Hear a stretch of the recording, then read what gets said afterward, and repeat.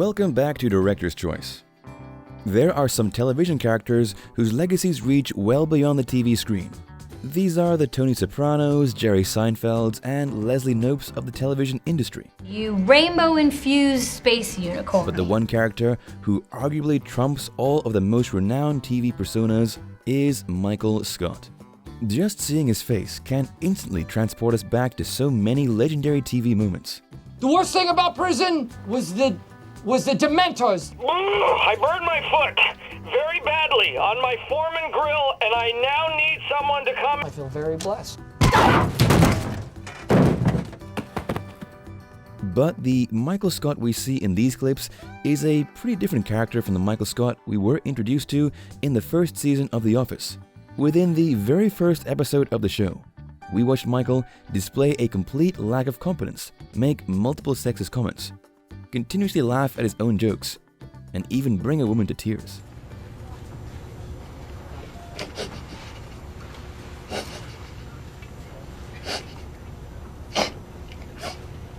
Pam Beesly perfectly sums up the type of guy Michael is in the first season.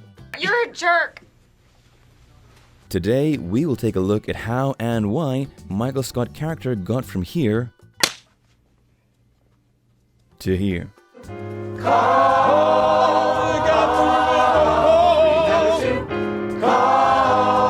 The first season of The Office didn't necessarily win the hearts of its viewers. Much of the first season's audience described The Office as, at times, hard to watch. This was mostly due to the fact that the first 6 episodes of the show were basically 21 minutes of non-stop cringe-worthy moments.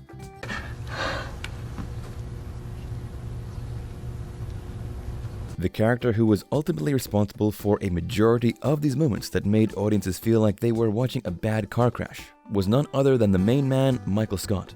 His brash, selfish, immature personality sat with the viewers about as well as the fettuccine alfredo Michael carbo-loaded on before a 5K. That fettuccine was sitting in my stomach like a rock. But Michael's character was based on an already existing TV character, David Brent. David Brent is the main character in the original UK version of The Office that was played by the English comedic legend Ricky Gervais. My name's David Brent, and I've always been in the paper industry, haven't I? Yeah. My parents owned a paper shop until it blew away. Paper. Most of the UK's audience immediately took to this offbeat, unsympathetic character. So why didn't Americans have the same reaction when Steve Carell appeared on screen as Michael Scott? David Brent's humor that inspired Michael Scott's character seemed to get lost in translation. Humor is as unique to a culture as its food, and it comes along with an acquired taste. While many Americans might think that shepherd's pie sounds completely unappetizing, there probably are also many Brits who are horrified by the fact that Americans deep fry everything, from Oreos to sticks of butter. In the same sense, what makes British people laugh might leave Americans with a bad taste in the mouth, and vice versa. Oh, God. There are fundamental differences between British and American humor. This overall difference between humor preferences has been attributed to 2 different outlooks on life. Americans are considered to be eternal optimists. I like starting each day with a sense of possibility. And I'm optimistic because every day I get a little more desperate. The British are more rooted in reality, which, academically speaking, makes them pessimists. The UK version of The Office welcomes the reality of the mundane, day-to-day life that occurs within a corporate office and reflects this tone in its subtle humor. It also embraces the fact that scummy, unlikable characters like David Brent exist in the real world. And there's a good chance that all of us at some point will find ourselves either working for them or at least with them. Yeah, all right, we're just finishing off now. Yeah, we're just finishing off. Just want to be popular as the new boss. Oh, love me. Pathetic. Americans don't like to be reminded of this bleak reality though. So is it really that shocking that they didn't initially respond so well to the character, Michael Scott, whose humor and overall persona embodied British pessimism? In Season 1, Michael Scott failed to provide the optimism, exaggeration, and, for lack of a better term, silliness that an American audience craves. So going into Season 2 of the show, the creators of the US version of The Office were faced with the fact that if they wanted their show to last multiple seasons, they needed to give the American audience the kind of main character they wanted. Thus, the Michael Scott we know and love was born. It's Brittany, bitch. And I am back. Let's take a closer look at the changes Michael Scott's character had to undergo in order for him to become the TV icon who fans will one day tell their grandchildren about. In Season 1, Michael is balding, poorly dressed, and basically looks like the type of guy who hits on underage girls. This all changes in Season 2 of The Office. Through the miracle of either Rogaine or hair plugs and tailored suits, Michael transforms into a man who is easier on the eyes. Are you wearing lady clothes? Those look like lady pants. No. Upgrading to Michael Scott 2.0 also makes him seem like a more legitimate boss. Deny it all you want, but humans are superficial beings by nature. Our initial instinct of whether or not a person is trustworthy often comes down to their appearance. This guy looks like a real deviant. Michael Scott's appearance in Season 1 did not have the audience convinced that they could trust that this character, who looks like a used car salesman, is actually a successful boss and regional manager of a company. But you can't just slap some hair and a suit on a guy and expect him to automatically win over an audience. Whether or not we find someone likable is not completely determined by that person alone. As much as we'd like to say that we are capable of basing 100% of our opinion of a person on our own experiences with them, the fact is that we can't help but internalize other people's attitudes towards a person. Season 1 of The Office is filled with evidence that Michael's co-workers don't really like him and don't respect him as a boss. This is further complicated by the fact that a large part of his character revolves around this desperate need for other people's approval. Do I need to be liked? Absolutely not. I like to be liked. I enjoy being liked. I have to be liked. In the first season, we watch him chase this obsessive need of his with no success. It made Michael look pretty pitiful. One of the writers/producers for the show, Greg Daniels, came up with a simple solution for this character dilemma. He proposed that they make the rest of the characters on the show be 10% nicer to Michael. 10% is bigger than it may seem, though. Within the very first episode of the second season, we witness this subtle change happen during the annual Office Awards ceremony, better known as the Dundies. Michael gets booed and haggled by a group of guys while he's in the middle of the ceremony at a Chili's restaurant. And is there really anything more sad than a grown man being humiliated in the middle of a Chili's?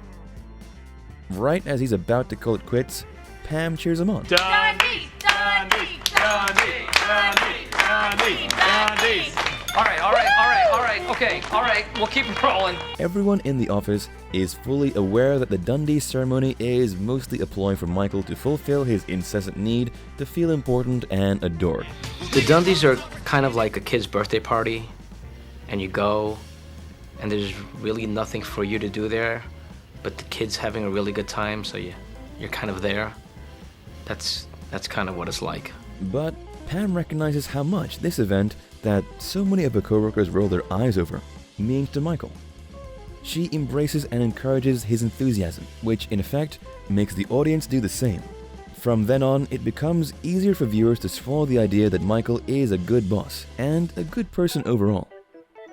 Many of us even found ourselves loving Michael Scott for the exact reasons why we once found him so unlikable. The more we learn about his character, the more we begin to sympathize for him. One crucial difference between Michael Scott and his UK counterpart, David Brent, is that Michael's character has a fleshed-out background, while David's life, up until the point of the first episode, is a giant question that the audience has to guess on. As the US version of the show plays out, the audience is able to gain insight into why Michael is the way he is. As we mentioned before, Michael Scott's life revolves around being accepted by others. What is Michael Scott's greatest fear? Loneliness. Michael's need to be liked and fear of rejection are not part of some midlife crisis. This is a personal battle he's been waging against himself since he was a child. It's really sad that your dog ran away, but why did it keep you from going to the park? I was afraid I would find him in the park playing with another kid.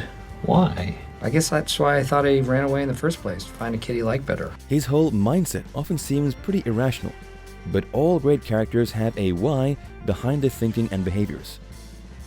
Michael actually comes from a broken household. Although it's never directly addressed, we can assume that his father was never in the picture, and he was primarily raised by his mom. The only father figure he does mention is his stepfather, Jeff, who he never really formed a bond with. And given his performance in their wedding video, it's safe to assume that Michael was not a huge fan of his new stepdad. I hate you! We also learn that Michael wasn't exactly the most popular kid in school and was a pretty misunderstood teenager. Of course, we all thought you were gay in high school. Right. And I take that as a compliment. Well, with your ties and your matching Well, socks. I and just your- like to look good, okay? So Michael didn't just face rejection from his own peers, though. There's also evidence that he struggled to maintain friendships within his own family. for the longest time, my best friend was my grandmother. And then she met Harriet.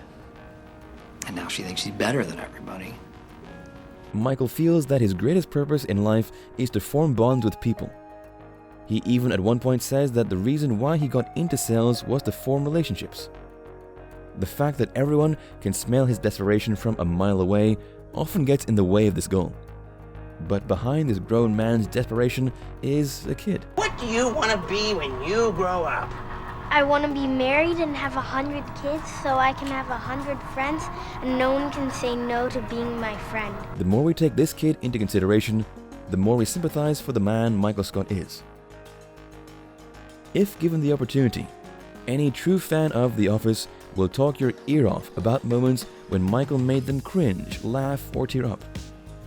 They will also probably go into a rant about how the show went completely downhill after Michael left and Andy Bernard took on his role. But if the first season of the show taught us anything, it's that you can't just insert one character into the role of another. What makes Michael Scott so legendary is the fact that he was able to create a fully unique character out of one that already existed.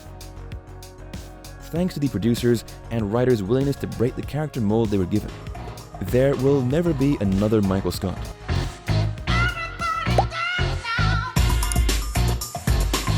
Take a look at this other recent clip by Director's Choice and make sure to subscribe and ring the bell to be notified with our latest videos.